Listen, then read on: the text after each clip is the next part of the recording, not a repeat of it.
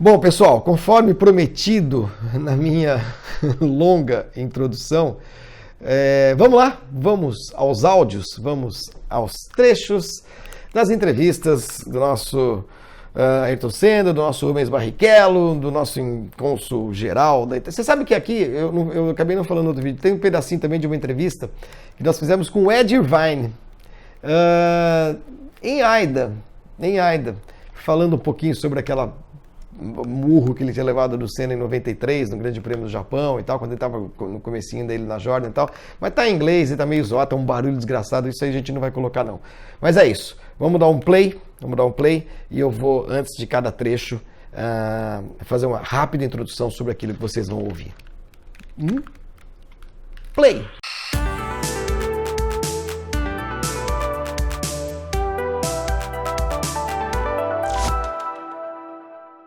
Bom, vamos lá.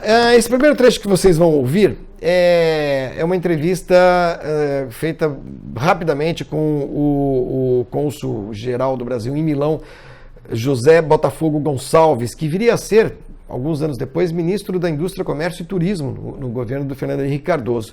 Ele foi um dos diplomatas responsáveis pela liberação do corpo, enfim, pelos trâmites burocráticos que o governo brasileiro, é claro, colocou à disposição da família do Ayrton Senna em Bolonha, no dia 2 de maio, né, a partir da morte do Ayrton, no dia 1º, no dia 2 de maio de 94, a diplomacia brasileira se mudou, se transferiu para Bolonha, e essa gravação foi feita no saguão do Novotel de Bolonha, onde eu me hospedei. Eu estava hospedado em Rioloterme, né, do final de semana da corrida, mas me transferi lá para o Novotel de Bolonha, para onde foi também a Betiza Assunção, assessora do Senna, o irmão do Ayrton, o Léo, estava lá, e também os diplomatas brasileiros que foram cuidar de todos esses trâmites.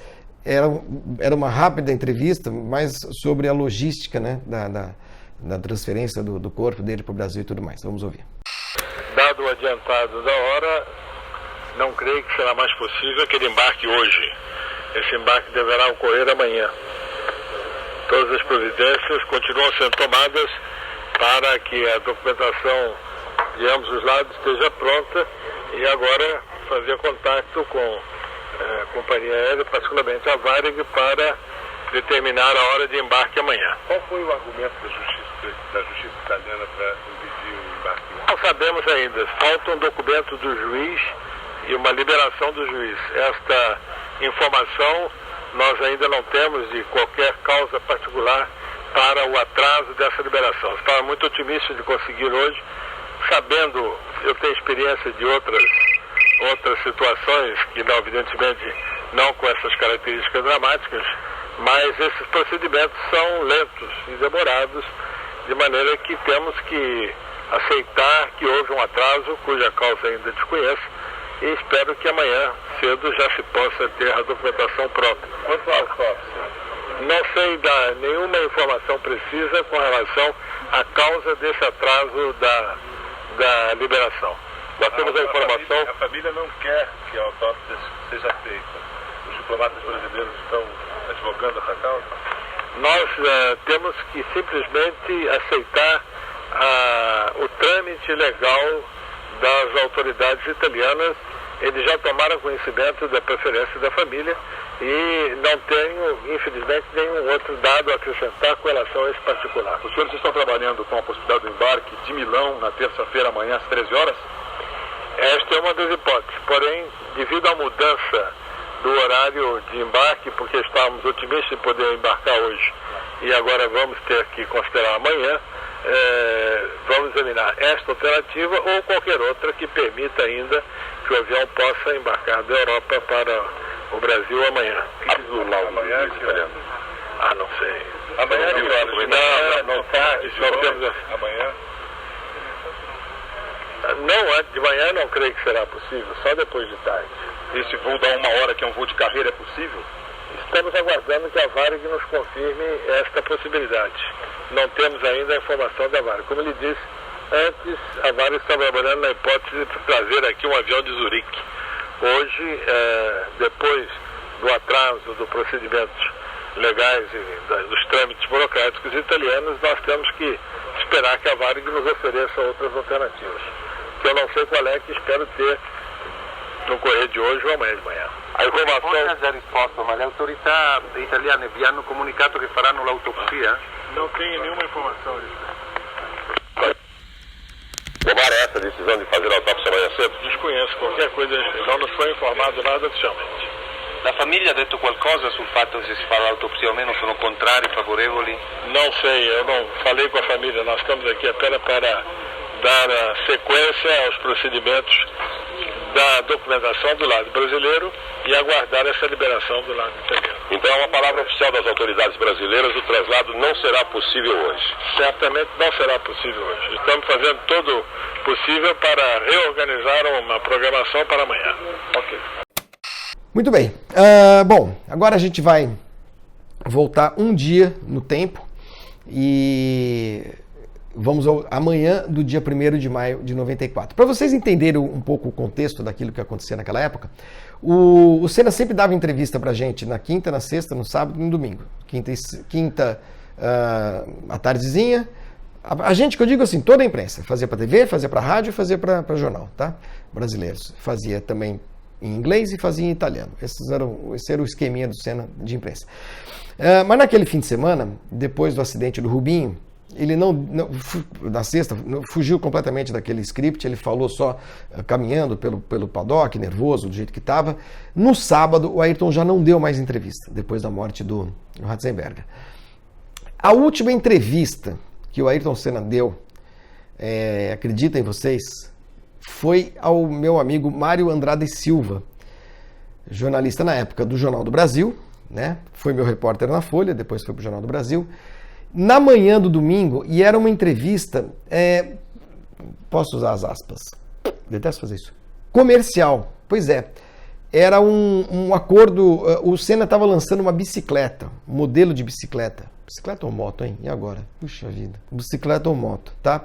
E aquela entrevista estava agendada, mas era uma agenda assim, de 5 minutos, uma agenda comercial, tanto que na entrevista não houve nenhuma palavra a respeito do acidente do Ratzenberger. Deve ter sido uma coisa, foi muito rápida mesmo, que o Mário fez, né? Porque era um negócio comercial, ia lançar bicicleta, tinha marcado, tal, não sei o que, enfim. Bom, mas ele não falou mais sobre nada.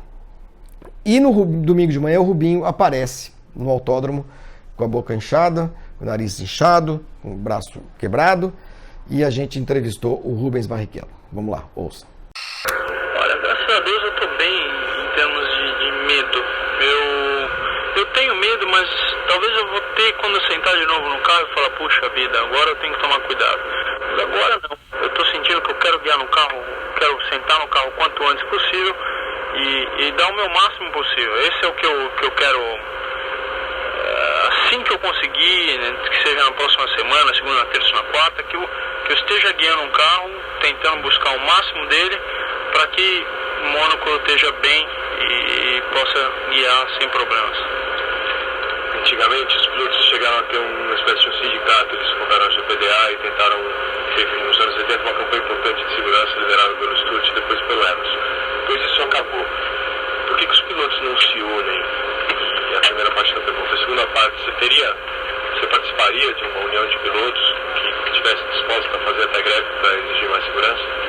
Quanto à segurança, tranquilamente eu participaria. Tudo que envolve a segurança é melhor para nós todos os pilotos, não é que um piloto sai beneficiado com isso aí. Então, tudo que houvesse mais segurança, que não houvesse uma greve, não uma corrida, para que tenha uma área de escape maior, para que tenha qualquer coisa, eu me uniria, sim, sem dúvida nenhuma, principalmente depois de um acidente desse, um acidente do Ratzenberger. Daí para acontecer, se não fizerem nada, vai continuar acontecendo. Eu me lembro muito bem onde o Ratzenberger bateu, o Villeneuve bateu em 82, quando eu já assisti a corrida, então se não colocaram nenhum pneu ali, é porque não estão preocupados com a vida de um piloto. Ali só vai sair fora se tiver um problema aerodinâmico, mecânico, sei lá, mas mesmo sendo só isso, irá acontecer. Então, eu sem dúvida nenhuma me uniria a qualquer união que quisesse mais segurança. Bom, nesse segundo trecho que vocês vão ouvir do Rubinho, ele fala sobre aquela obrigação de voltar para o treino, se ele tivesse de voltar para o carro se a equipe mandasse. Ouçam o que ele disse. Uma condição um pouco esquisita, né? Eu realmente, se tivesse que fazer meu tempo e minha equipe mandasse com que eu tivesse que dirigir novamente, eu teria que guiar, não tem jeito, eu não vou falar pro pessoal não vou guiar. Se existe uma condição totalmente extra onde todos decidem não fazer, todos não fazem, mas senão fica difícil de agir. Eu fico realmente muito triste pela falta de informação, mas existe televisão, existe meios de comunicação que devem ser passados e daí acho que continuou a qualificação. Sem isso seria difícil de continuar, mas eu realmente pensaria 2 vezes antes de entrar no carro. E agora, nesse trecho, a pergunta do Cândido Garcia, nosso colega Cândido Garcia, já falecido, da Rádio Bandeirantes na época, sobre essa história de pilotos pagantes, pilotos muito inexperientes. A Fórmula 1 estava vivendo um momento ali que tinha uns caras que, quem são esses caras? Como é que pode guiar carro de Fórmula 1 e tal? Não sei o que lá, é muito perigoso. E veja o que o Rubinho falou. Isso acontece muito, né? O respaldo econômico é uma função básica da Fórmula 1 para que todos continuem ganhando, sem dúvida nenhuma, tendo chances de continuar correndo. Eu, no meu caso, por melhor que eu fosse, eu não estaria na Fórmula 1 sem o respaldo econômico. Sem a risco por trás, eu não estaria na Fórmula 1. E isso é uma coisa muito ruim, porque se eu lutei a minha vida inteira para chegar na Fórmula 1, sem o dinheiro eu não vou conseguir entrar na Fórmula 1. Isso não é justo. E é uma coisa que aconteceu,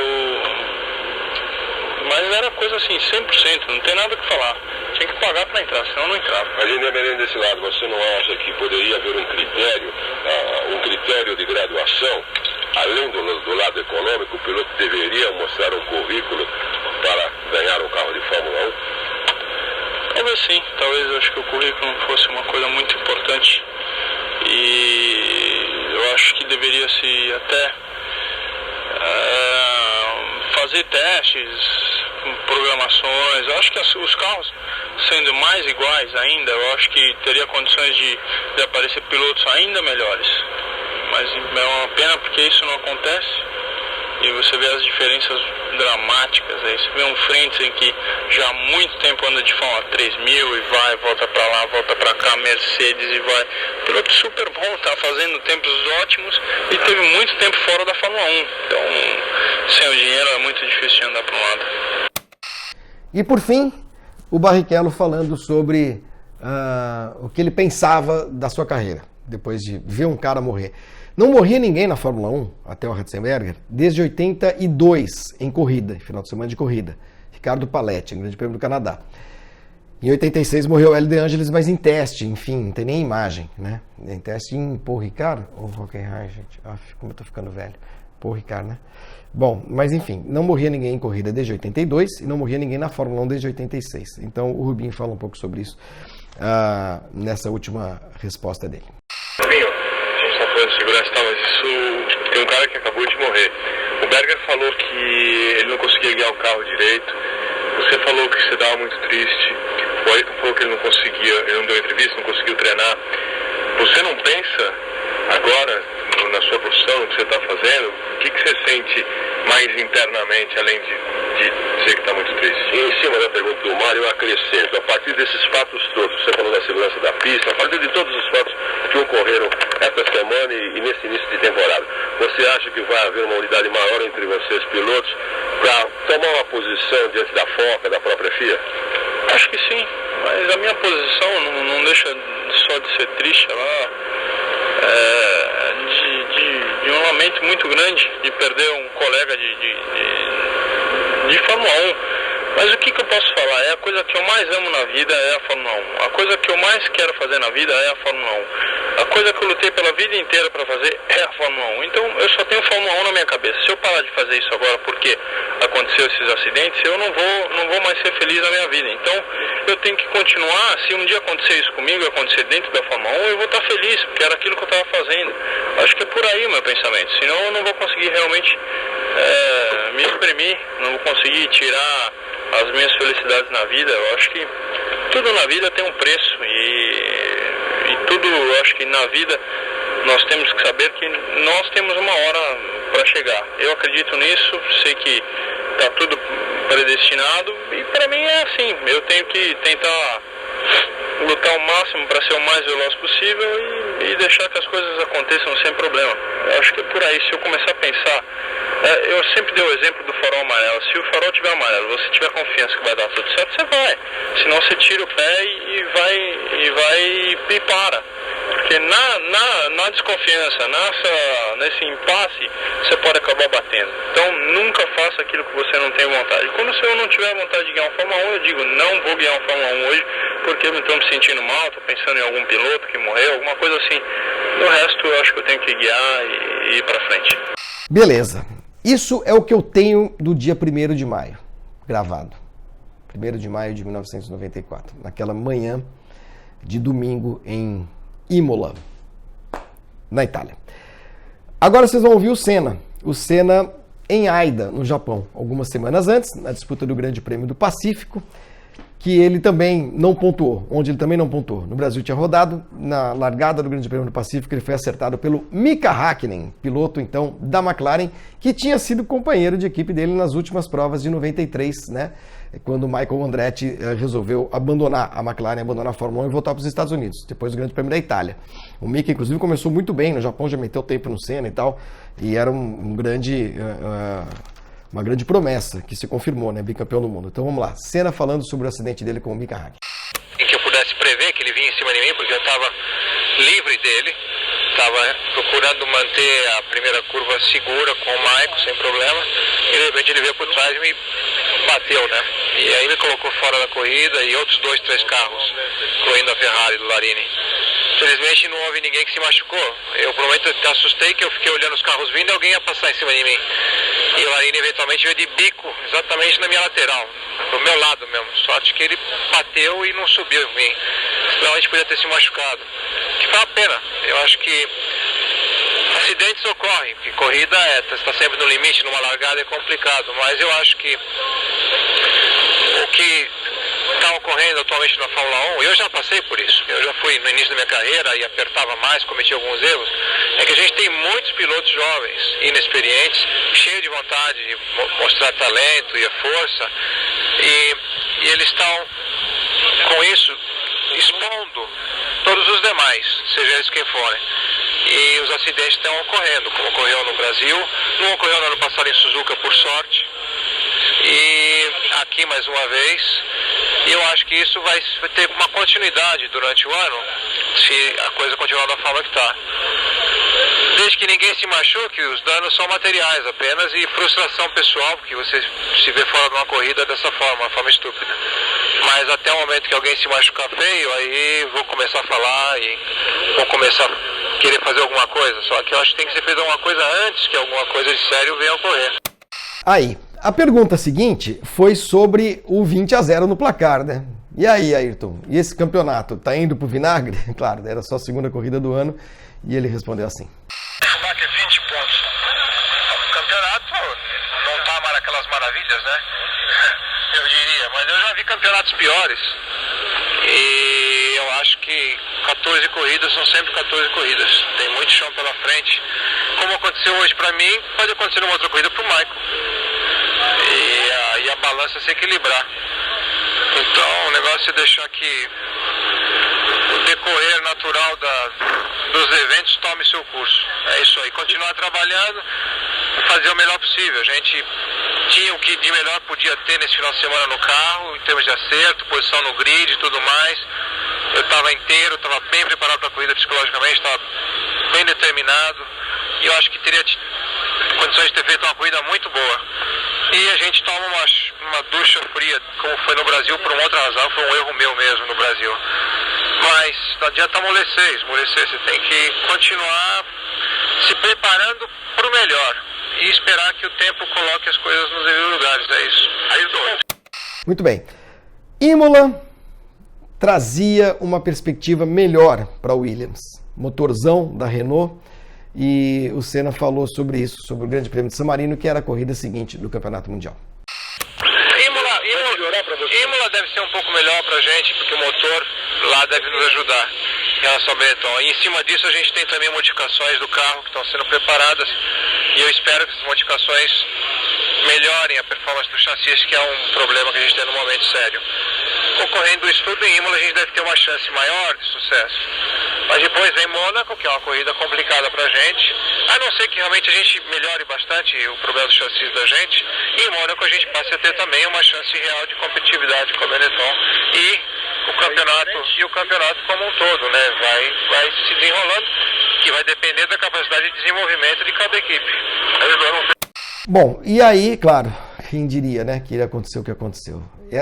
Cara, é quase perverso a gente ouvir isso, né? Ah, Imola pode ser que seja melhor pra gente e tal. Putz, é meio mórbido, vocês me desculpem. Mas enfim, o meu compromisso era levar a íntegra dessas entrevistas para você, desses áudios para vocês.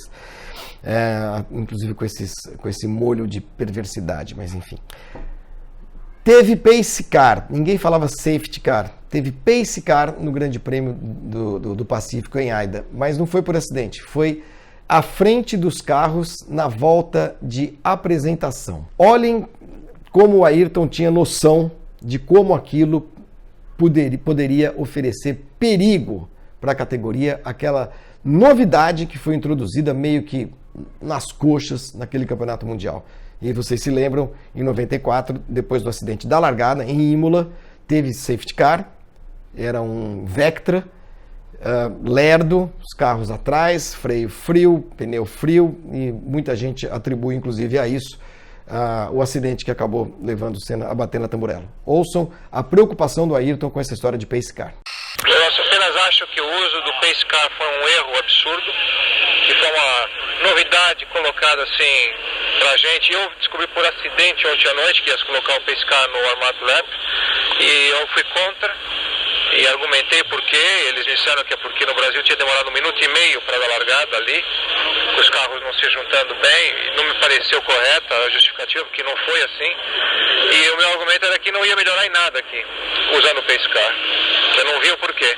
Eu achava que até pioraria. Os carros aqueceriam mais ainda para chegar no grid.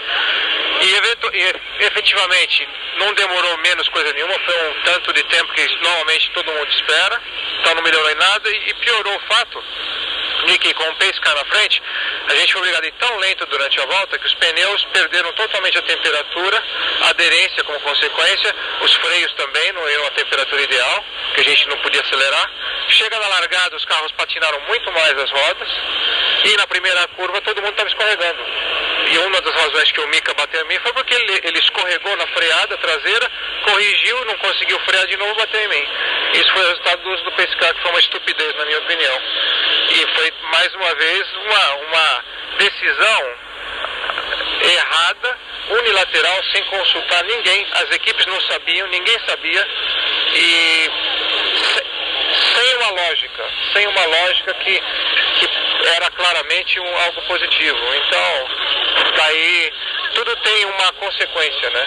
Quando toma uma decisão errada, depois vem consequências. E uma das consequências foi o acidente, da forma que já foi descrito, né?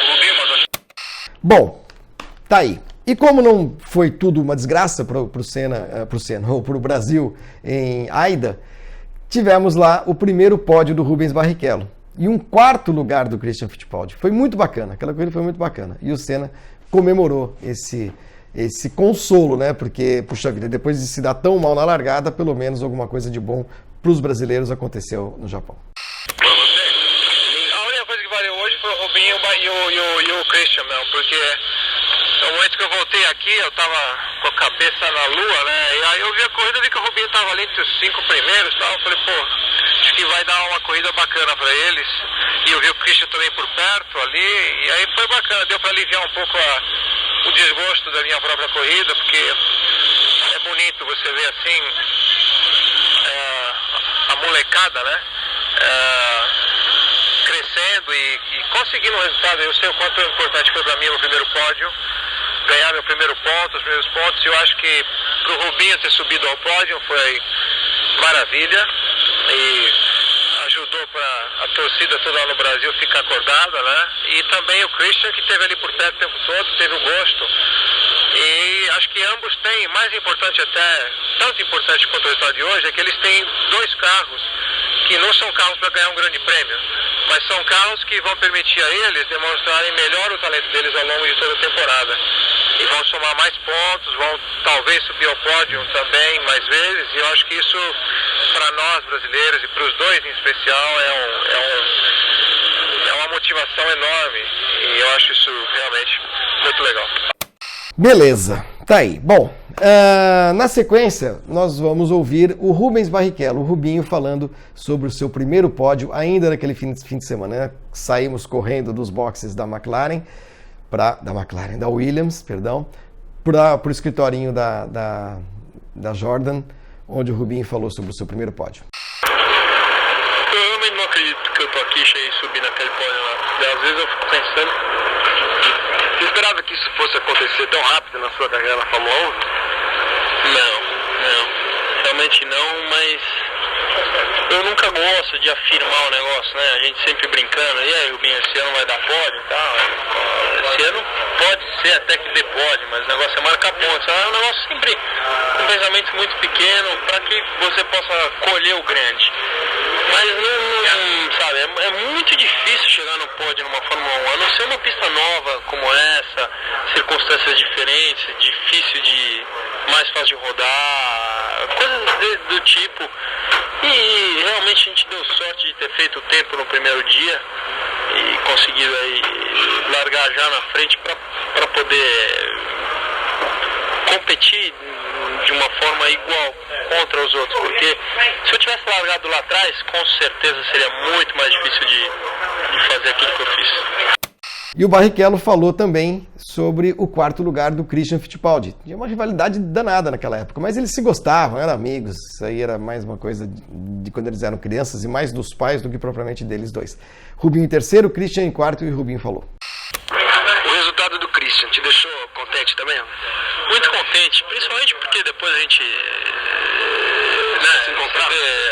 se encontrou e deu um puta abraço. Isso é uma coisa que há muito tempo acho que não acontece na Fórmula 1 e eu me sinto orgulhoso de estar trazendo isso de volta de uma certa forma, porque eu e o Christian sempre lutamos por posições no kart e tal, crescemos juntos e de repente tá os dois, de repente segundo e terceiro ia ser melhor ainda, mas isso ainda vai chegar.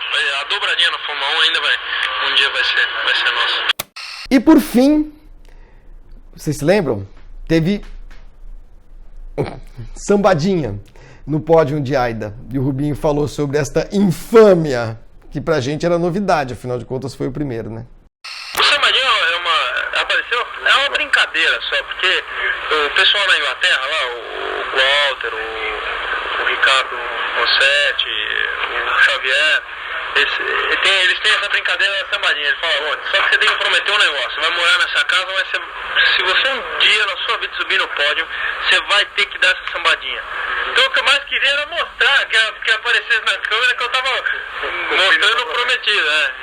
Você mora lá com o José e com o Walter, o Ricardo Xavier e o Roberto Xavier. Então, agora cumpri minha promessa. Legal. Bom, e agora vem o que eu acho mais importante, os trechos mais importantes desses áudios, dessa gloriosa fitinha, desse glorioso gravador querido, que carrega um pequeno pedaço da minha carreira, mas um pedaço muito importante. Eu dou muito valor para algumas coisinhas, né? Engraçado isso. Será que vocês são assim também?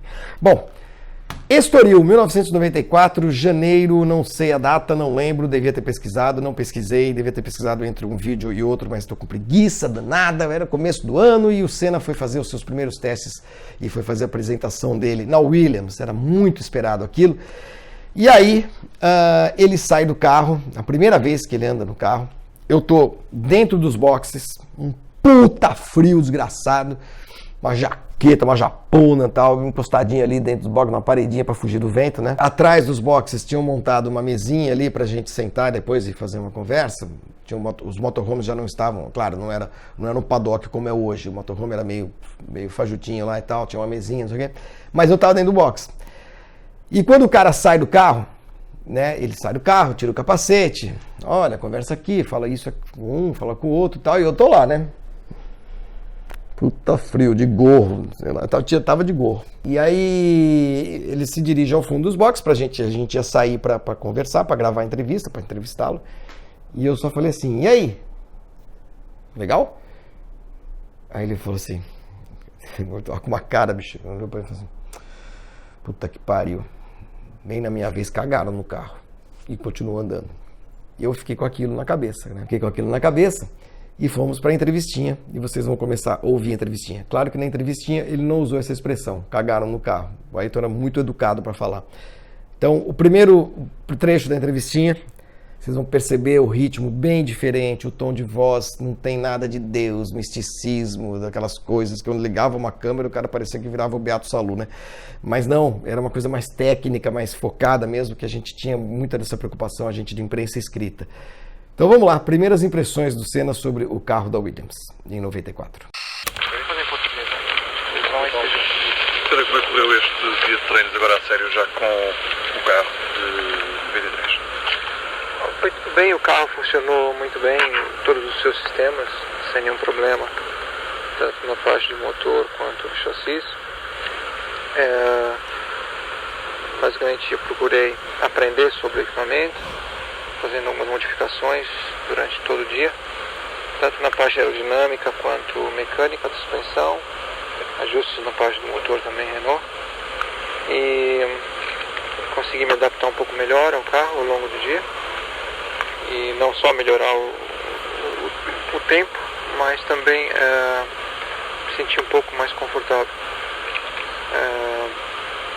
Como primeiro dia, para mim foi muito bom, porque eu pude aprender progressivamente sobre a máquina sem nenhum problema mecânico. As condições, embora um pouco frio, eram constantes, pista seca também é importante, então foi muito bem. Vocês repararam? Ele começa falando, o motor é bom, transmissão boa, freio. Tava tentando achar as coisas boas. E aí a gente percebendo, uma certa preocupação no ar, a pergunta foi, mas e aí, bom, e o carro? O carro é bom? Ouçam e prestem atenção nas pausas longas que o Senna faz. É muito dele. Ele falava muito quando ele fazia silêncio. Ouçam. O carro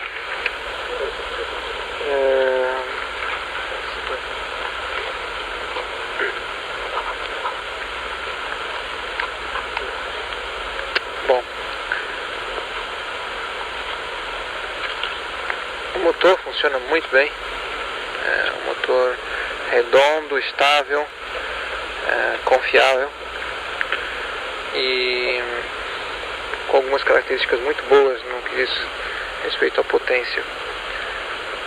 A gente nota de imediato quais são os pontos críticos do motor, que tem seus pontos críticos também.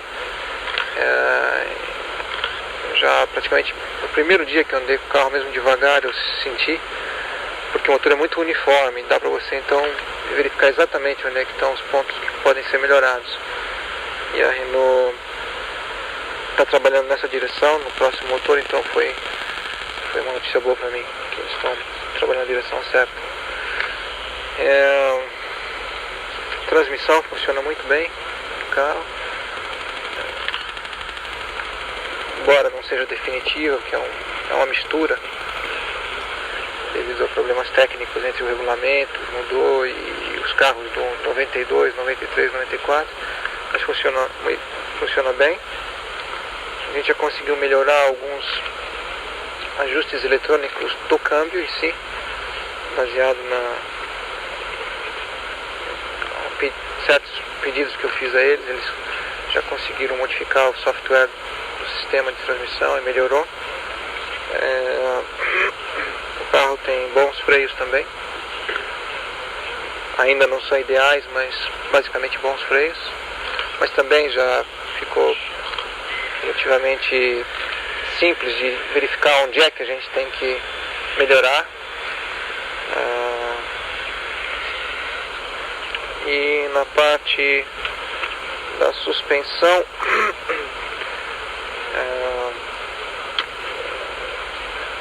existe ainda uma certa dificuldade de ajustar o carro, porque ela está ligada também com a aerodinâmica, ela não funciona independente, né? Uma coisa está ligada à outra aí. Então o conjunto da suspensão com a aerodinâmica, eu acho que vai ser o ponto que vai requerer maior trabalho. da equipe, embora já estejam trabalhando nessa direção e teoricamente com o modelo 16, FW16, a gente já deve ter um passo à frente na direção certa. Mas enquanto estiver ainda esse carro, vai ser talvez bastante difícil ajustar. Porque desde que foi retirada a suspensão eletrônica, então ficou evidente algumas características do carro que acho que não eram conhecidas então, enquanto era usada a suspensão eletrônica. E logicamente nesse carro não foi possível modificar ainda, eles passaram a concentrar no carro do ano que vem, no trabalho. E existe também algumas outras modificações técnicas que não estão no meu carro, estão no carro do David Courtauld, que parece estar funcionando bem.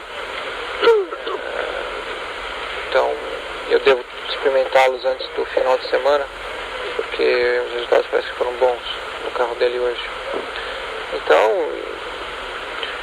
o que me parece que existem muitas modificações a serem feitas em todos os pontos do carro. Algumas já estão a caminho, outras vão vir com o tempo, mas bastante trabalho, bem mais trabalho do que parecia ter. E basicamente pela mudança do regulamento da suspensão. A saída da suspensão eletrônica alterou bastante o comportamento do carro e eles não treinaram bastante ainda com esse carro nessa configuração, fazendo modificações nesse carro. Estão trabalhando no carro do ano que vem, estão apenas constatando o que é o que não é aqui. Então tem muito trabalho a fazer no FW15 com a suspensão passiva, e a performance não vai ser excepcional, porque essas modificações não podem ser necessariamente realizadas nesse carro, elas vão vir no próximo carro. Mas esse carro está servindo de laboratório para identificar quais são os pontos chaves, e então provavelmente no novo modelo eles já virem num outro nível.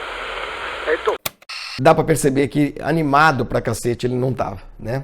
Tentando ver as coisas boas, as coisas mais problemáticas, e aí ele falou sobre o trabalho que teria pela frente até estrear o novo carro, o FW16, e para adaptar aquela máquina maravilhosa a um novo momento da Fórmula 1, sem suspensão ativa, sem controle de tração, etc. A comunicação com a equipe tem sido difícil com os membros da equipe? Vocês já estão conseguindo falar a mesma língua? Não, a equipe trabalha bem, eles são bastante esforçados, concentram bem no trabalho, rápidos, mas não que a McLaren não fosse. Mas eu acho que no nível que a gente está trabalhando nas equipes de ponta, o nível de responsabilidade e profissionalismo é muito elevado, seja em qualquer uma delas.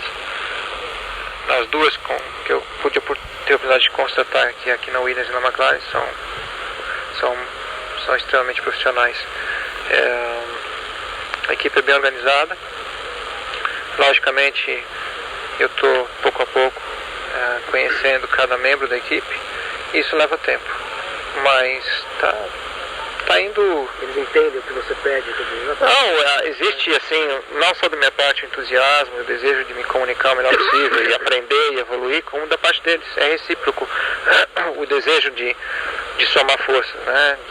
E dessa forma poder caminhar à frente. Então, tá muito bom. O que a gente precisa é tempo mesmo. O que é mais sensível? Qual é a diferença mais sensível? Você dirigiu muito McLaren nesse circuito, dirigiu o IndyCar. Qual é a diferença mais sensível? Aceleração, freada, equilíbrio de curva. O que você sentiu mais diferença em termos de condição do carro? O carro é totalmente diferente de guiar. É bem diferente de guiar. E não tem só qualidade, tem os seus problemas também, como não podia deixar de ser. Então ganha alguma parte, perde um pouco na outra, ganha mais na outra e vai se equilibrando assim. Naturalmente eu não treinei com o carro McLaren passivo aqui, eu andei só com o ativo, e então é muito diferente a reação. Em Silverstone, quando eu experimentei o carro passivo McLaren, houve uma perda de coisa de 2 segundos por volta do carro eletrônico. Altera todo o comportamento do carro, a velocidade por volta, a velocidade em curva, o inserimento em curva, o meio da curva, sai tudo diferente. E eu só estou experimentando o Williams passivo. Eu não sei o que é um Williams ativo. Então isso aí vai ficar na história. Para mim, né, um abraço, né, porque realmente eu tinha um desejo muito grande de ver experimentar aquele carro com a suspensão eletrônica. Mas mais importante do que um desejo pessoal é o futuro mesmo, trabalhar o máximo possível com o tempo reduzido que existe, de agora até a primeira corrida, para botar para frente, porque tem muito a fazer, tem muito a evoluir, muito a aprender, e a gente precisa trabalhar da forma mais eficiente possível. Motor novo, entra agora. O negócio de suspensão ativa era o grande problema para a Williams, o fim, a extinção da suspensão ativa, a proibição, não a extinção, a proibição naquele ano, algo que tinha sido decidido já lá atrás, em junho, no Canadá e tudo mais, todo mundo sabia, né? Que pegaram de surpresa. Não, o Senna vai correr lá, então vamos proibir tudo. Claro que não foi assim, não é assim que a banda toca. Mas ele falou sobre o quanto a suspensão ativa, a transição da suspensão ativa para a suspensão passiva iria dificultar a vida dele e da Williams naquele ano. Não é que dá mais prazer. Primeiro, o desgaste realmente é muito maior. Prazer não necessariamente, porque o carro é mais lento. E o prazer vem da velocidade, né? Você poder contornar uma curva mais veloz. Aí você sente realmente a emoção da velocidade. E um carro sendo da eletrônica para o passivo se torna mais lento. Então não necessariamente dá mais prazer. Ele fica mais perigoso de guiar, porque ele é mais instável. Por outro lado, o eletrônico era estável enquanto o eletrônico estava funcionando. De repente, no meio de uma curva, sem aviso, um sensor parava de funcionar ou dava uma informação errada, a roda levantava, abaixava, sem te avisar, te jogava fora. Então, depende de como você analisar. E agora vocês vão ouvir a minha bela voz, em 1994, 25 anos, fazendo uma pergunta que era boa, aquilo ali dava título de matéria, com certeza. Dependendo da resposta dele, é claro, né? O Senna, alguns anos antes, acho que em 92, quando ele viu o jeito que a Williams começou a dominar o campeonato, ele falou uma frase que ficou muito famosa. Ele falou assim: isso não é um carro... esse carro da Williams é um carro de outro planeta. E a minha pergunta foi mais ou menos nessa linha. Ouçam. Então você costumava chamar o carro ativo da Williams, apesar de nunca ter dirigido, de um carro de outro planeta. Você diria que essa Williams que você está guiando já é um carro do planeta Terra? Sem dúvida. Não tem nada a ver com aquilo que a gente andou vendo por aí, não. É outro nível. Como não poderia deixar de ser, porque você tira o controle de tração do carro, o carro muda e muito nas curvas lentas. Fica muito mais nervoso de guiar, muito mais arisco, difícil de equilibrar mecanicamente o carro. Você tira a suspensão eletrônica, o carro pula muito mais, o carro mergulha numa freada, no meio de uma curva de baixa, ele levanta o bico e abaixa a traseira e fica completamente instável, comparado a um carro de eletrônica que mantém a altura constante, né? Então, por isso e por outras coisas, o carro, sem todos esses dispositivos, é um carro bem mais difícil de guiar e bem mais lento nessa situação.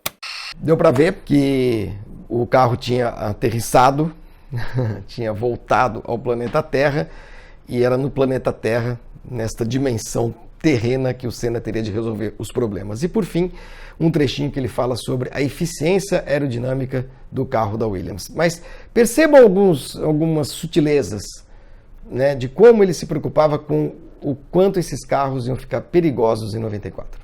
O carro tem, na minha opinião, uma eficiência enorme aerodinâmica. É elevadíssima a eficiência do carro. Mas foi desenvolvido durante 2 anos ou 3 anos para suspensão eletrônica. Então, esse carro aerodinamicamente não é o carro para andar com suspensão passiva. No momento que você introduz a suspensão passiva nele, ele já vira um outro animal. Quer dizer que o carro de sucesso você vai ter que fazer sozinho, não vai poder pegar um carro pronto. Não, o carro é outro. Beleza, gente, é isso. Espero que vocês tenham gostado. Tem mais um trecho, mas espero que vocês tenham gostado, especialmente da parte do Estoril. Esse último trecho, para fechar, eu gravava nisso aqui. Isso aqui tinha um botãozinho, esse botãozinho aqui, ó, que a gente alterava a rotação do gravador para poder a fita durar um pouco mais. Então esse trecho, a rotação tá meio... Não era muito bom isso aqui, nisso, pelo menos. Não sei lá se era na época, talvez porque ele esteja meio velhinho. Mas aí vocês vão ver que a minha voz e a voz do Ayrton estão um pouco fora de rotação. Mas foi em 93, né, no Estoril, Prost tinha anunciado a sua saída da Williams, e obviamente a sua aposentadoria, e obviamente a sua saída da Fórmula 1, e da saída da Williams, e o Senna não podia falar ainda que estava contratado pela Williams, questões contratuais, mas já tinha avisado, já tinha anunciado oficialmente que ia sair da McLaren. Era só uma questão de tempo ali, de dias, para porque o anúncio oficial fosse feito. Então eu falei com ele, estava entrevistando o Ayrton sobre o ano, eu não lembro direito o que era, mas lá pelas tantas surgiu o assunto Adriane Galisteu. A Adriane, naquele fim de semana, a gente tinha ficado muito próximo, eu e ela. Ela começou a frequentar os autódromos, e a Adriane era uma menina de 19, 20 anos, né? Então eu levei ela na lanchonete do autódromo para comer um sanduíche, tomar uma Coca-Cola, que tava com puta fome. O Ayrton no autódromo esquecia que existia qualquer pessoa, esquecia namorado, esquecia tudo, só quando acabava mesmo o trabalho e tal. Então eu acabei sendo um pouco de cicerone da Adriane naquele fim de semana no autódromo, né? E percebi o quanto eles se gostavam, ele e a Adriane. Eu nunca tinha sentido tanta ternura entre o Senna e uma namorada quanto havia entre ele e a Adriane Galisteu. Então eu perguntei sobre a Adriane. Ouçam aí.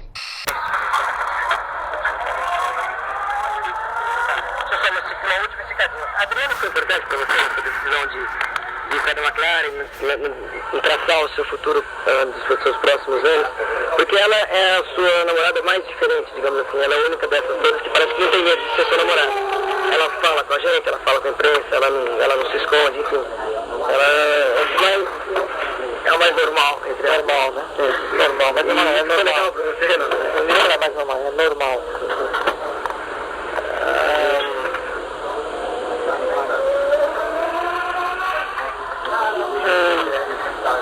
Decisão profissional, não. Ela tem sido importante na minha vida pessoal, na minha vida amorosa, sentimental. Ela tem sido importante na minha vida profissional, não. Na minha decisão, não. Ela tem sido melhor na minha vida em geral. Porque se você está bem emocionalmente equilibrado, emocionalmente existe um certo reflexo em tudo na sua vida. Ela tem sido uma coisa, uma parte muito positiva da minha vida. Tem tido uma influência positiva em tudo aquilo que faz parte da minha vida. Mas em termos de decidir o que eu estou fazendo, não vou fazer, é uma decisão profissional, totalmente profissional.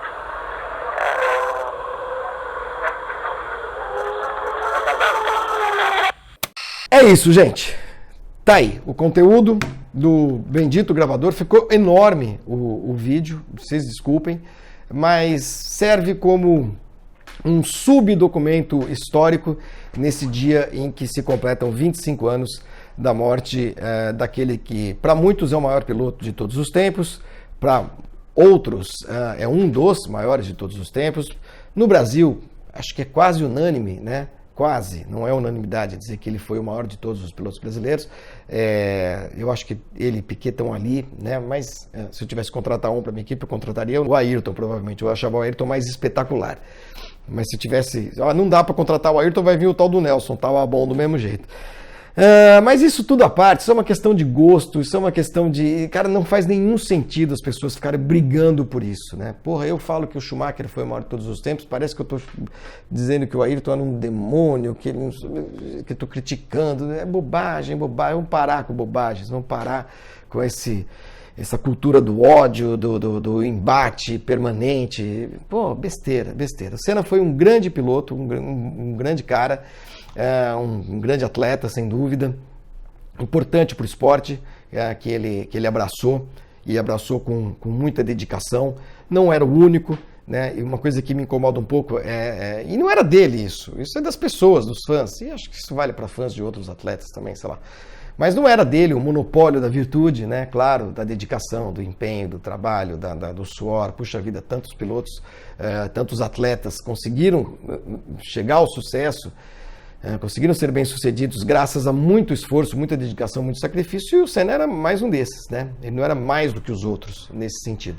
Mas era um cara admirável e a morte dele, sem dúvida, foi um choque para todo mundo que gostava de Fórmula 1, para quem não ligava para a Fórmula 1, para quem apenas o admirava como pessoa, como figura, como ídolo, como herói para muita gente e tudo mais. Essa data nessa data deve ser lembrado, sim, o que foi este rapaz, né? E o que ele passou nesse dia a dia um pouco mais comezinho, né? Porque parece que tudo envolvendo o Ayrton Senna é meio monumental, gigantesco, épico. Não, vocês viram pelas entrevistas que a gente fazia toda semana de corrida, 3, 4 por semana e tal, em que o assunto era esse. Os assuntos eram ligados ao automobilismo, a um motor, a um pneu, a uma suspensão, a possibilidade de ser campeão, aos adversários, etc, etc, etc, né?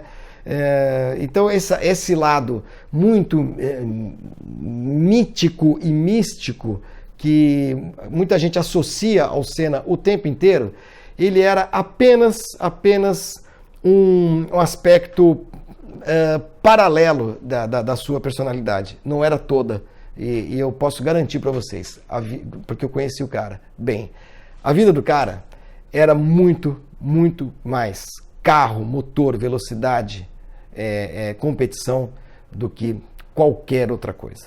Tá bom? Valeu, gente. Espero que vocês tenham gostado.